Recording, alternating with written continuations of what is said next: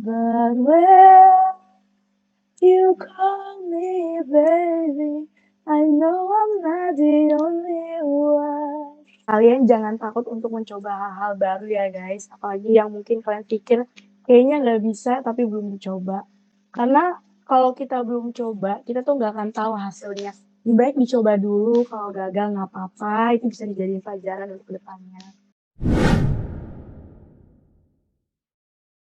Halo, bertemu lagi dengan saya Aurelia Safa di podcast Terinius.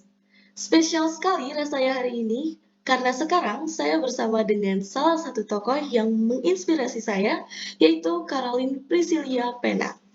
Dia adalah salah satu teman saya saat di SD. Dia juga merupakan salah satu pemenang FLS2N. Saat ini, Caroline memulai jejaknya di bidang entertainment. Oke, langsung aja kita sapa. Halo Caroline, apa kabar? Hai Aurel, hai semuanya, puji Tuhan aku baik. Alhamdulillah. Caroline, gimana nih kesibukannya sampai sekarang? Apa aja tuh? Kesibukan sekarang ya, kalau kesibukan sekarang sih aku kebanyakan lebih fokus ke sekolah ya. Karena setelah 2 tahun kita pandemi kemarin Covid kan, itu full online dan sekarang udah full offline, jadi lebih banyak sibuk di sekolah. Dan kalau kerja sampingnya aku juga kadang ngambil beberapa job sih, mungkin kayak iklan atau sinetron atau film.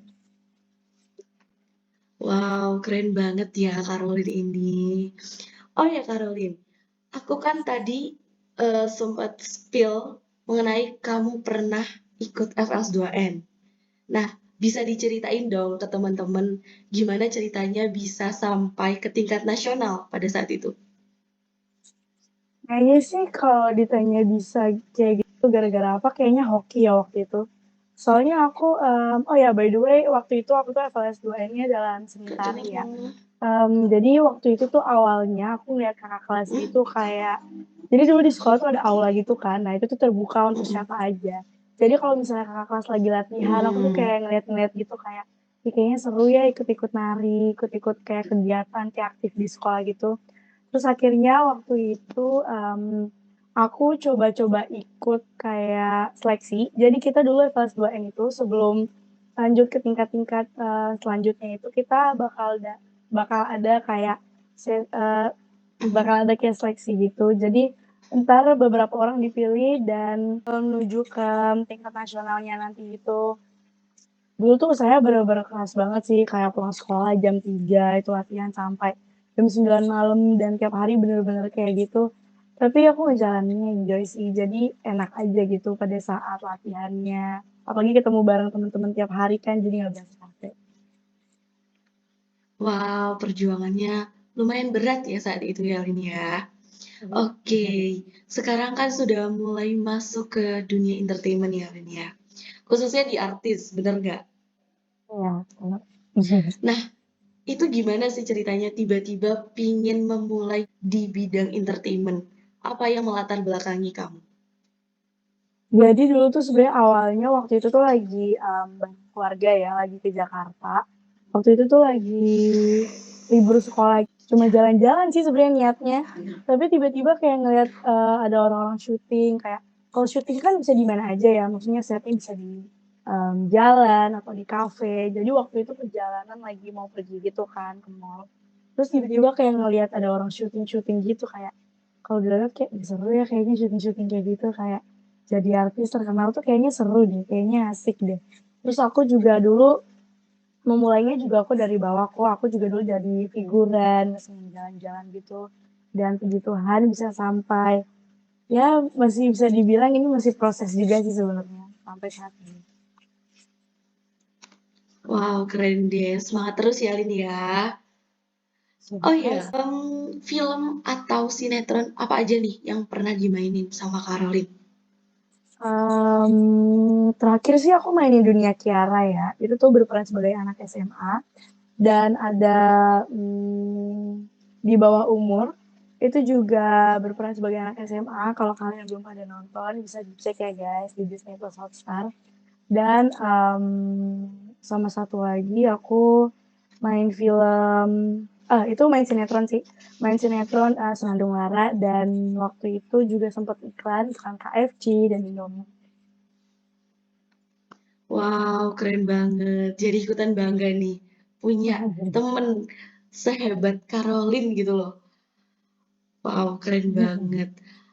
Saya pengen tahu nih, kalau kesahnya sampai saat ini mulai masuk Mmm. ke bidang entertainment itu apa aja? Kalau keluh kesahnya sih lumayan banyak ya, apalagi saat proses syutingnya. Bisa dibilang kayak misal kita dapat calling pagi, itu pun bisa selesainya pagi, misal kayak dari jam 8 pagi itu bisa selesai jam 2, bisa selesai jam 3. Terus kendala juga kalau lagi sekolah ya, untuk, mungkin izin-izinnya sebenarnya dari sekolah mengizinkan kalau, kayak syuting gitu-gitu sebenarnya boleh, tapi kadang ada rasa nggak enak juga apalagi sama temen-temen kayak tiap hari izin gitu-gitu Hmm, sih. wow, berarti dari sekolahnya emang udah mengizinkan gitu ya untuk syuting-syuting seperti itu. Kalau misalnya waktu bisa ditarik lagi ya, bisa dimundurin lagi, kira-kira Caroline pengen merubah apa aja nih supaya menjadi lebih baik? Banyak sih ya, aku masih perlu banyak belajar sih, bahkan sampai sekarang pun masih belajar. Mungkin aku ngerasa dulu aku tuh kurang baca, kayak aku agak kesusahan dalam, sekolah, kayak mata pelajarannya aku agak lumayan susah mengikuti ya. Ya itu gara-gara kurang baca, bisa dibilang, wawasannya masih agak kurang, jadi masih harus banyak baca. Oh gitu. Enjoy nggak sih dengan keadaannya Caroline yang kayak gini, yang sibuk kan pastinya? Lumayan sih. Oke, bisa dong kasih tahu ke teman-teman tips supaya punya semangat yang sama kayak Caroline. Mmm. Apa ya, mungkin kalian jangan takut untuk mencoba hal-hal baru ya guys, apalagi yang mungkin kalian pikir kayaknya nggak bisa tapi belum dicoba. Karena kalau kita belum coba, kita tuh nggak akan tahu hasilnya. Lebih baik dicoba dulu, kalau gagal nggak apa-apa, itu bisa dijadiin pelajaran untuk ke depannya. Mungkin bisa diambil kekurangannya apa dan kelebihannya apa. Mhm. Semangat selalu semuanya. Wow, keren keren keren keren.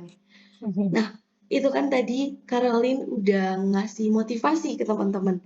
Sekarang saya mau tanya nih, motivasi Caroline bisa sampai detik ini berjuang menghadapi semuanya itu apa sih, Lin? Sebenarnya semuanya juga karena orang tua sih, kayak selalu ngedukung, selalu kasih semangat, kayak selalu ngebantuin kalau misalnya kesusahan. Jadi sebenarnya semuanya ini tuh juga, gara-gara orang tua ya, aku nggak mungkin sendiri sih. Karena kalau dipikir-pikir ya sampai sejauh ini tuh lumayan berat sih.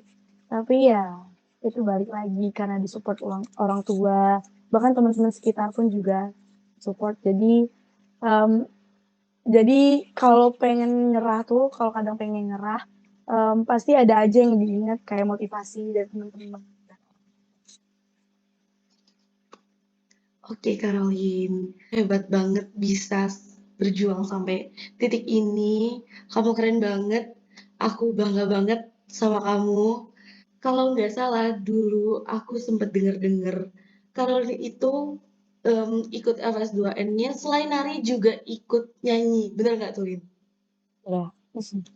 Wow, boleh dong nyanyi sedikit aja ke teman-teman Aduh. bakat nyanyinya gitu. Aduh ini tapi lagu galau nggak apa-apa? Gak apa-apa, lagunya yang paling suka aja. Kalau akhir-akhir ini aku lagi denger ini sih, I'm Not the Only One, Sam Smith. Kita langsung di refnya aja. Aduh.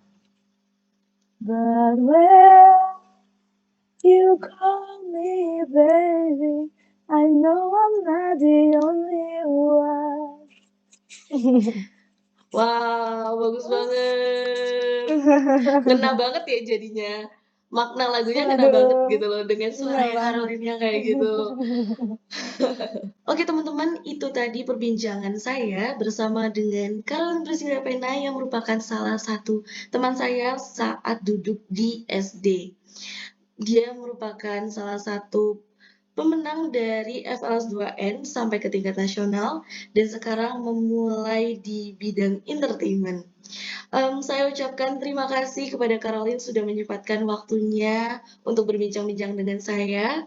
Banyak sekali hikmah yang bisa diambil untuk saya dan teman-teman yang melihat podcast ini. Semoga segala urusan Caroline dimudahkan, dan sehat selalu ya Caroline ya. Oke teman-teman, saya Aurelia Safa dan Caroline Priscilla Pena pamit undur diri. Terima kasih. Dadah. Nah.